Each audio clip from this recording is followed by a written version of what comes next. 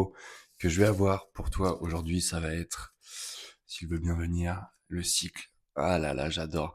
J'adore parce que je crois que le business, c'est simplement savoir naviguer entre tes propres cycles personnels. Et quand je dis ça, je veux dire que lorsque tu t'es lancé, tu étais une certaine personne, tu portais une certaine identité. Et ce qui s'est passé, c'est que tu as grandi, tu as avancé, tu as appris, tu as accompagné des gens à ta manière. Et il y a un premier cycle qui s'est peut-être fermé lorsque tu as compris que ton business ne te permettait plus d'exprimer l'entrepreneur et l'humain surtout que tu étais devenu à ce moment-là.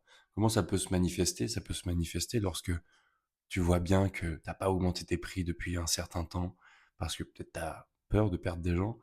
Et le fait de pas augmenter tes prix, tu sens bien que ça crée un déséquilibre à l'intérieur de toi parce que tu sais que ton produit fonctionne, ton accompagnement fonctionne et c'est pas évident de sauter ce pas-là. Un autre exemple que je pourrais te donner et que là je t'avoue que j'ai pas du tout sous la main donc je vais arrêter mon freestyle, mais si on reste sur le prix, c'est juste un exemple de j'ai grandi, peut-être que tu as grandi dans ton business, mais le business n'a pas encore suivi. C'est pas que le business est devenu trop petit et que tu dois partir faire complètement autre chose, c'est plutôt que il tourne encore, lui, ton business, sur la personne que tu as été et pas sur la personne que tu es devenue.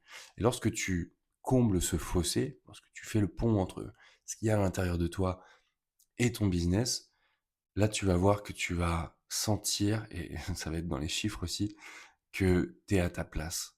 Non pas parce que tu feras les choses de manière très différente, mais parce que tu seras capable de porter ta voix, de dire ce que tu as envie de dire, ce que tu as appris au fur et à mesure de toutes ces années, sans avoir à t'auto-censurer.